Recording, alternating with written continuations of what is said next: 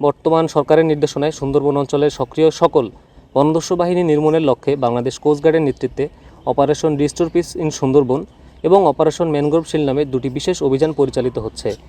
এই অভিযানের ধারাবাহিকতায় অপারেশন ম্যানগ্রোভ শিল্ডের আওতায় অভিযান পরিচালনা করে সুন্দরবনের কুখ্যাত ডাকাত জনাব বাহিনীর 3 জন সক্রিয় সদস্যকে অস্ত্র ও গোলাবারুদ সহ আটক করা হয়। গোপন তথ্যের ভিত্তিতে জানা যায়, সুন্দরবনের কুখ্যাত ডাকাত জনাব বাহিনীর সদস্যরা সাতক্ষীরার শ্যামনগর থানাধীন কালিঞ্চি সুইচগেট সংলগ্ন এলাকায় অবস্থান করছে।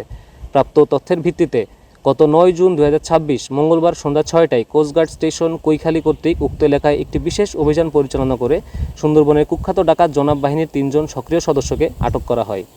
পরবর্তীতে আটককৃত ডাকাতদের তথ্যের ভিত্তিতে উক্ত দিন রাত 11টায় শ্যামনগর থানাধীন হরিণটানা খাল সংলগ্ন এলাকা হতে একটি 1নলা বন্দুক ও 2 রাউন্ড তাজা কার্তুজ উদ্ধার করা হয়।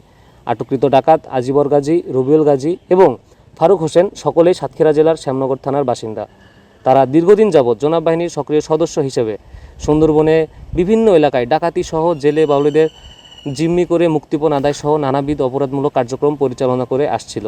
উদ্ধারকৃত অস্ত্র, গোলাবারুদ ও আটককৃত ডাকাতদের পরবর্তী আইনানুগ ব্যবস্থা গ্রহণের কার্যক্রম প্রক্রিয়াধীন রয়েছে। কোস্টগার্ডের চলমান এ সকল অভিযানের ফলে স্থানীয় কিছু স্বার্থান্বেষী মহল ও অসাধু চক্র বাহিনীর ভাবমূর্তি ক্ষুণ্ণ এবং অপরাধ দমন কার্যক্রমকে প্রশ্নবিদ্ধ করার উদ্দেশ্যে বিভিন্ন সময় বিভ্রান্তিমূলক ও ভিত্তিহীন তথ্য প্রচারের মাধ্যমে অপচেষ্টা চালিয়ে যাচ্ছে। অপপ্রচার থাকা সত্ত্বেও কোস্টগার্ডের দস্যু দমন অভিযান অব্যাহত থাকবে। সুন্দরবনকে সম্পূর্ণরূপে দস্যুমুক্ত ও নিরাপদ রাখতে বাংলাদেশ কোস্টগার্ডের নিয়মিত অভিযান ও গোয়েন্দা তৎপরতা অব্যাহত থাকবে।